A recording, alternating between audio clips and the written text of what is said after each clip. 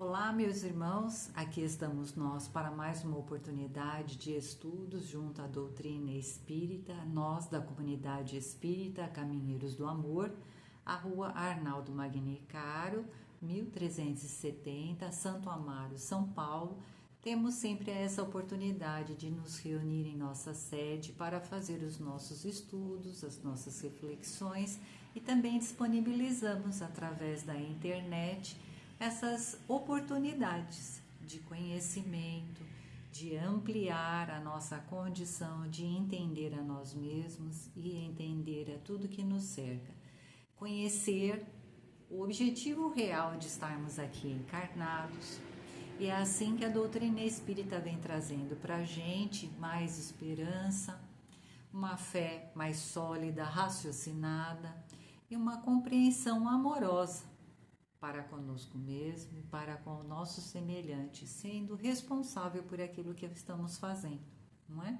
Então, assim, vamos pedindo a bênção do Pai para mais esta oportunidade, que os bons amigos espirituais nos iluminem, nos intuam nessa condição do perceber e entender a nós mesmos, que temos sim capacidades a serem desenvolvidas e que com força e com coragem, fé e boa vontade, acima de tudo, sem dúvida conseguiremos. Então, assim pedimos a bênção também do Mestre Jesus, desse irmão maior, que está sempre a nos ajudar, a iluminar o nosso caminho, que Ele nos abençoe hoje e sempre, que assim seja. Aqui estamos nós, então, com o estudo de hoje, que é do Livro dos Espíritos. Nós estamos no livro 3º, dentro do Livro dos Espíritos, capítulo 1. Nós estamos no 3º item, que vai falar sobre o bem e o mal. E as questões de hoje é 637, 638 e 639. Então, vamos lá. E como as nossas questões de hoje, elas continuam o assunto que a gente já viu, então a gente só vai dar uma olhada, né, nesses conceitos que a gente já passou, só para a gente poder dar encaminhamento, né? Bom, então primeiro a gente precisa se perguntar, o que a gente realmente tem na nossa cabecinha quando a gente fala do bem e do mal? Então, a gente tem uma porção de coisas, né, que a gente diz, isso foi um bem, isso foi um mal. A gente tem tanto as questões internas relativas ao nosso proceder, que a gente classifica como boas ou más. A gente tem condições da vida do cotidiano, que são as situações que nos impactam, que muitas vezes a gente não teve nada ali, né, de participação, mas elas chegaram a nos impactar. E a gente também tem, que são boas ou más, e a gente também tem os fenômenos climáticos, se a gente pudesse dizer assim, ou do próprio planeta Terra, né, os cataclismos, terremotos, tsunamis, os vulcões, ou então as estações do ano, que são boas, né, para nós. Então, a gente tem uma série de coisas que a gente pode classificar como bom e mal. E do que nós estamos falando aqui agora, aqui nesse nosso estudo? A gente está falando sobre o bem e o mal relativo à moral. Então, relativo àquilo que que flui de nós. Tá bom? Uma outra coisinha aqui que a gente vai ver, né? Como o plano espiritual fala para Kardec, às vezes nós, né, com a nossa carência de vocabulário, a gente tem problemas com o entendimento do ensinamento lá do plano espiritual. Então, se a gente for olhar na nossa gramática, quando a gente estava lá aprendendo, né, o advérbio bem e mal, o que falavam para a gente, né? Que o mal era o contrário do bem, era o antônimo. Lembra que a gente usava essa palavrinha? Então, por exemplo, assim, exemplo, né, para o mal.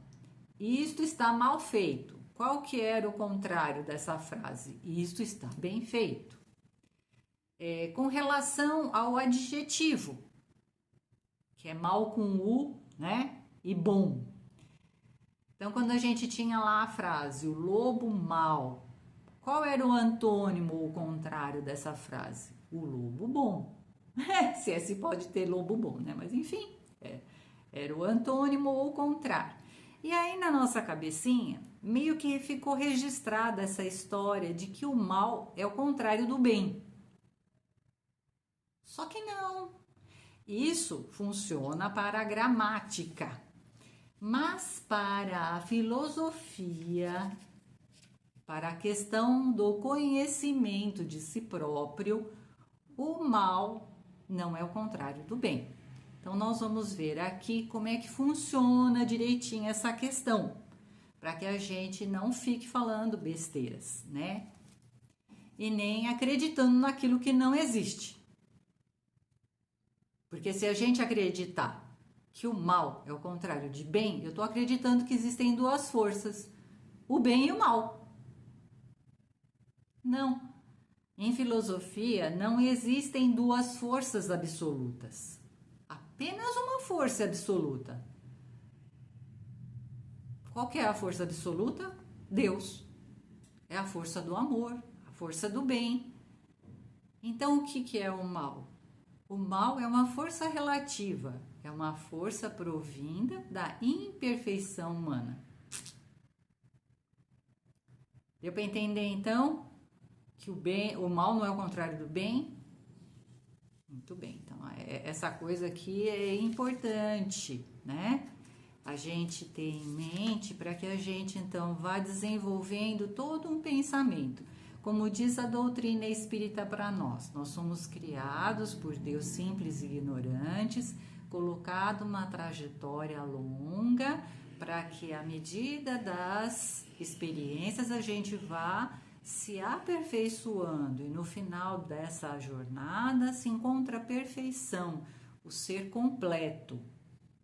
Óbvio que durante essa escadinha que a gente vai subindo, esse trajeto, a gente muitas vezes, principalmente no início da nossa fase de humanidade, no início da nossa fase de homem, né? Enquanto ser primitivo, ou até mesmo na faixa que nós nos encontramos de provas e expiações, nós vamos cometer erros, tanto por não conhecer totalmente a lei divina, aquilo que se espera de nós, que é o bem, que é o amor,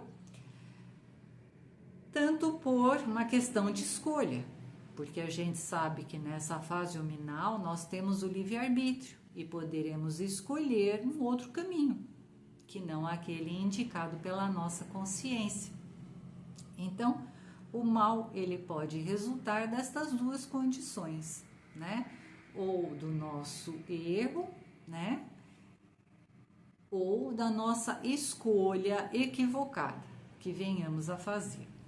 E aqui a gente então precisa ter bem claro qual que é a nossa função, né? E isso a doutrina espírita diz aqui para nós, né?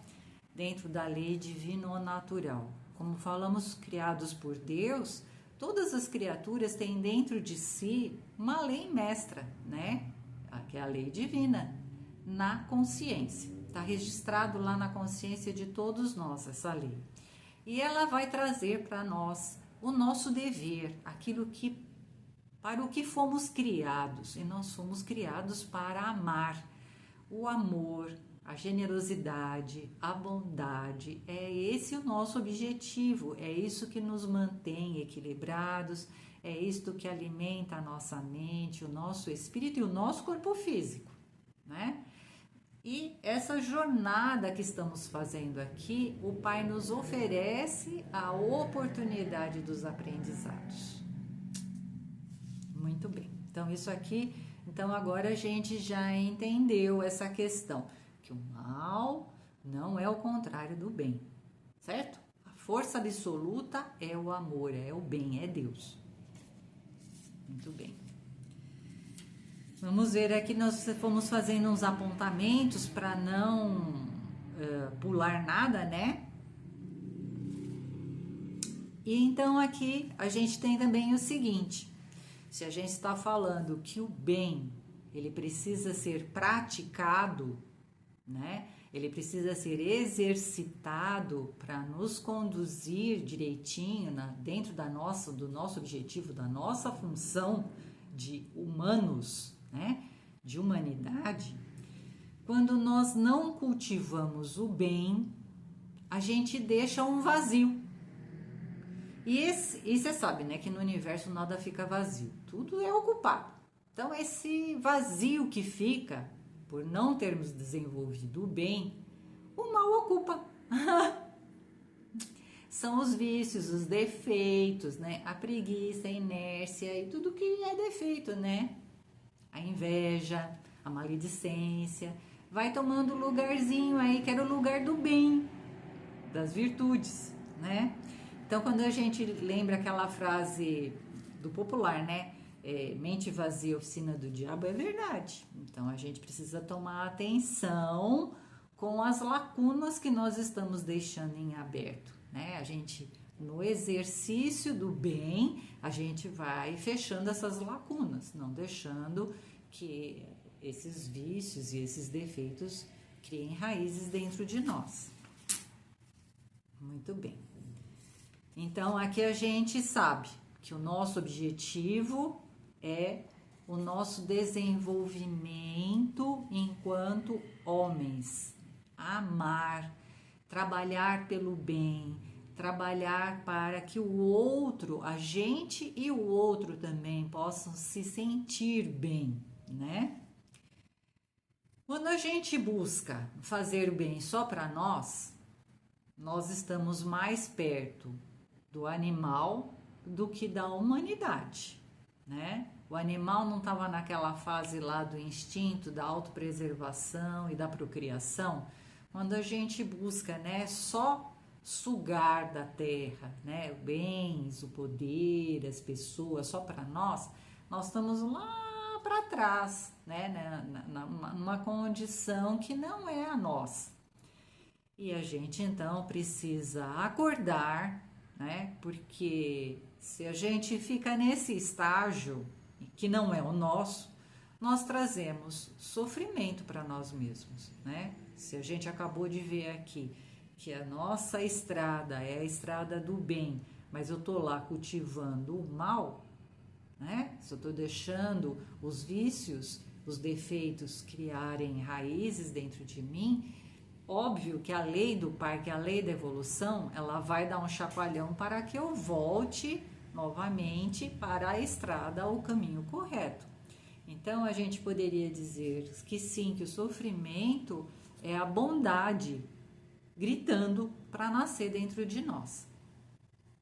Sim, né? É esse trabalho tão bonito que tantos irmãos vieram, né? Até mesmo se encarnaram para alertar a humanidade desse objetivo maior que todos nós temos, né? Foi Jesus, Francisco de Assis, não é a prece de Francisco de Assis? É maravilhosa, é o exercício do amor, a prece inteirinha dele, né? Nós somos criados para sermos generosos, para dar bons frutos. E aí a gente até lembra de Jesus lá na parábola da figueira seca, né? Muito bem. Aí vamos passando aqui, mais para frente. Então, se a gente pudesse dizer assim, nós somos responsáveis pelo mal que praticamos ou pelo bem que nós deixamos de fazer. Sim, né? E vamos ver aqui as nossas questões. Questão 637. O selvagem, diz Kardec, né? Para o plano espiritual. O selvagem que cede ao seu instinto, comendo carne humana, é culpado? Então, a gente precisa entender o seguinte, isso que o Kardec está colocando, ele está falando daquele irmão que vive lá na selva, distante da civilização humana, sem informação e no começo da sua jornada enquanto homem. Ele está muito próximo aos animais, naquela condição de instinto que a gente falou. Então, ele tem menos responsabilidade perante o mal que ele está fazendo do que um de nós, né? Aqui na condição de homem civilizado, porque ali o selvagem está no início da sua jornada, né? É como a gente querer que uma criança pequena faça, que está lá no início da sua jornada da escola, que ele faça a raiz quadrada sem ter aprendido a dividir e multiplicar, né? Então, eu só posso cobrar isso, a raiz quadrada, de alguém que já tem aprendido, né, toda a parte lá das continhas. Então, eu não posso cobrar do homem primitivo a moral que um homem num estágio mais à frente tem que ter, né? E também levar em consideração que na condição de selvagem, muitos entendem que ao comer o adversário, eles estão trazendo para eles a força, então é por admiração até. Eles admiram tanto o adversário que ali acreditavam que ao ingerir a carne, eles estariam trazendo para si a força do adversário. Então tem muitas coisas aqui a considerar, mas vamos ver a resposta do plano espiritual. Então, o amigo espiritual diz assim: eu disse que o mal depende da vontade. Pois bem, o homem é tanto mais culpado quanto melhor sabe o que faz. Então, na medida da evolução, né, pode ser um espírito primitivo ali, uma consciência primitiva. Aí o plano espiritual ainda explica: as circunstâncias dão ao bem e ao mal uma gravidade relativa.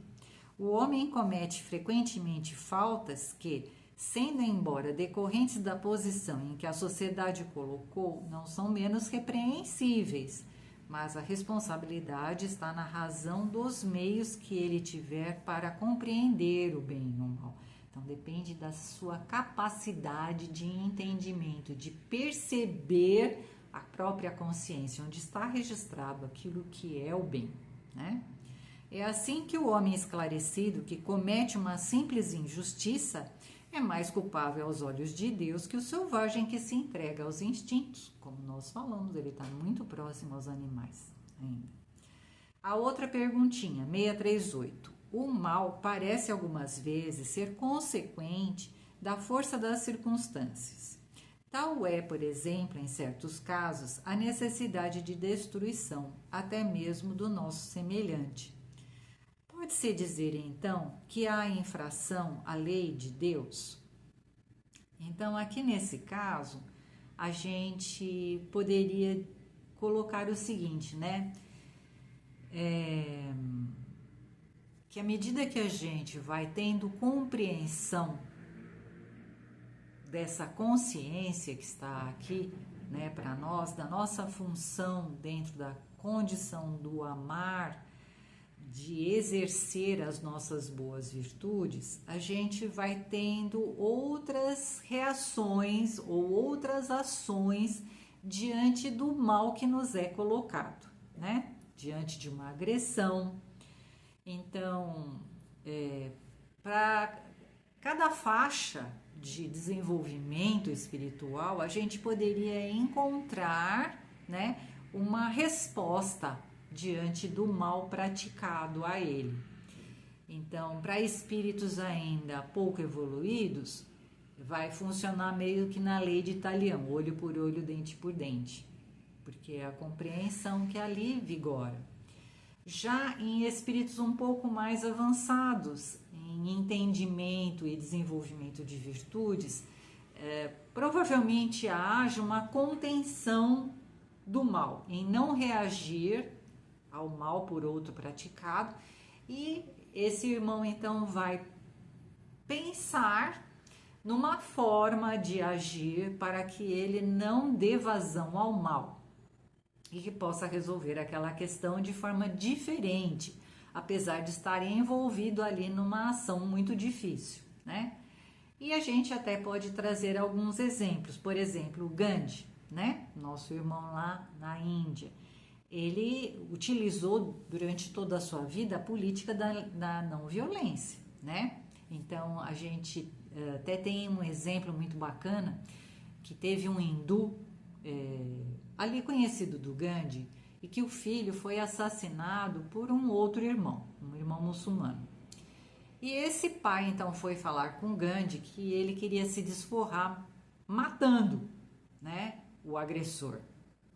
E o Gandhi fala para ele: não, você não vai fazer isso. Você vai adotar uma criança muçulmana, vai levar ela para dentro de casa, já que seu filho morreu. Você vai colocar essa criança dentro do seu lar e vai educá-lo como muçulmano. E o homem ficou esbravejando, dizendo que não. E o Gandhi falou para ele: essa é a sua responsabilidade. A sua responsabilidade não é promover o mal, a sua responsabilidade é desenvolver o amor, né? E falou para o homem e o homem fez. E o Gandhi, ele sempre trabalhou com essas questões do agir positivamente, o agir no bem. Tem várias histórias dele.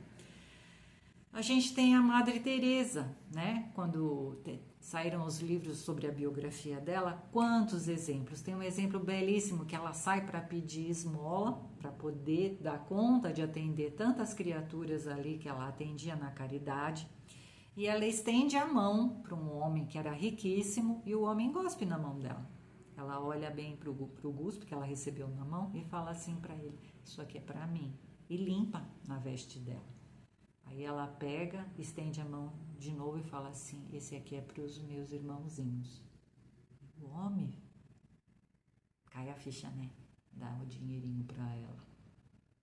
Então, as formas de agir diante da agressão não é agredir, não é devolver o mal com o mal. Nós temos muita capacidade já de pensar, de desenvolver, de desenrolar essas virtudes que estão aqui dentro, né? E colocar naquela situação algo que resolva, algo que amenize, para que a ação do mal não prolifere. Depende de cada um. A gente tem a irmã Dulce, né? E nós espíritas que estamos aqui a estudar, lógico que a gente está comprometido, né, com o bem. Então, para nós devemos sempre fechar a boca, não criticar, não julgar o semelhante, buscar fazer o nosso bom exemplo, a nossa boa tarefa, animar aqueles que estão ali a fazer o bom serviço. Não interessa se ele está fazendo pouquinho, né? Porque muitas vezes é uma pessoa que está ali fazendo alguma coisinha e a gente fala: ai, mas ele, né, faz tão pouco. Eu não, eu faço isso, faço aquilo, faço... Não interessa se está fazendo pouco ou muito, é valorizar o que a pessoa está fazendo, é dever nosso, né? Porque a gente conhece muita coisa. Aí a última perguntinha, 639. O mal que se comete não resulta frequentemente da posição em que os outros nos colocaram? E neste caso, quais são os mais culpáveis? A pessoa que fez o mal ou aquele que colocou ele naquela condição? É isso que o Kardec está perguntando para o plano espiritual, né? O mal, responde o plano espiritual, recai sobre aquele que a causou. Assim, o homem que é levado ao mal pela posição em que os outros o colocaram é menos culpável que aqueles que o causaram, pois cada um sofrerá a pena não somente do mal que tenha feito, mas também do que houver provocado. Então, né, sobra tanto para aquele mandatário que mandou fazer, como aquele que cumpriu, mas tudo de acordo com as suas capacidades. Quando a gente fala sobre a lei de justiça e misericórdia, é mesmo. É tudo de acordo com as nossas capacidades, né?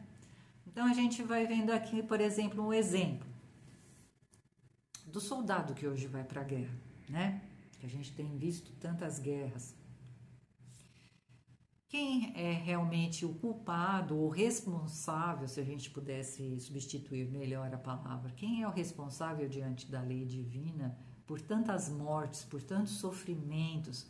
É o soldado que muitas vezes não quer ir para a guerra, ou é o general ou aquele governante daquela nação que está promovendo a guerra? Óbvio, né? Que a maior responsabilidade é do mandatário, é aquele governante, é do general e do soldado, enfim, né? É uma certa responsabilidade, mas muito pouca, porque ali muitas vezes ele está fazendo contra a vontade dele. Agora, porém, se esse soldado coloca na ação de matar o adversário, porque ele está defendendo a nação e respondendo a uma ordem, se ele colocar nisso a maldade, a pérfida, né, assim, aquela coisa, né, de provocar o mal, de ver o outro sofrer, de gostar de ver o outro sofrer, aí sobrou para ele, né, porque daí ele vai ser responsabilizado realmente pelo sofrimento causado àquele irmão que está ali na frente dele indefeso. Então, tudo de acordo com a intenção que vai ali, né? Os graus de responsabilidade. A lei divina sabe tudo direitinho. Assim como foi na história, né? Que a gente lê dos capatazes daquelas fazendas na época da escravidão. Tinha os capatazes que eles obedeciam ordens, que se eles não obedecessem ordens, eles também recebiam chibatadas, né? Então, tinham aqueles que estavam ali a cumprir ordens do dono da fazenda e precisavam ali cuidar dos escravos, né? De dar as corrigendas, mas não eram afeiçoados à prática do mal, nem de querer fazer sofrer o semelhante. Mas e tinha outros que não, que gostavam de ver, né, o sofrimento alheio. Mas até dentro disso a gente vê a misericórdia do Pai, né? Então, a cada um de acordo com sempre com as suas intenções, né? E vamos lembrando aqui sempre dos bons exemplos que temos, né, diante de nós. Trazer sempre o Mestre Jesus na dúvida, porque sim, como nós falamos, a gente vivencia muitas situações diariamente e muitas vezes temos dúvidas, porque estamos no caminho do aprendizado, né? Nós não estamos aqui num plano de provas e expiações, é porque somos seres ainda num processo de aperfeiçoamento. E o que diz o plano espiritual para nós? Está com dúvidas? Busque Jesus. Que tenhamos sempre Jesus próximo a nós, a São Francisco de Assis com o seu bom exemplo de amor, de caridade, ao nosso querido Chico Xavier, né? Que até com as formiguinhas lá ele ia conversar. Pedimos assim a bondade do Pai, que os bons espíritos nos iluminem e nos abençoem, hoje e sempre, no caminho do bem. Que assim seja, graças a Deus.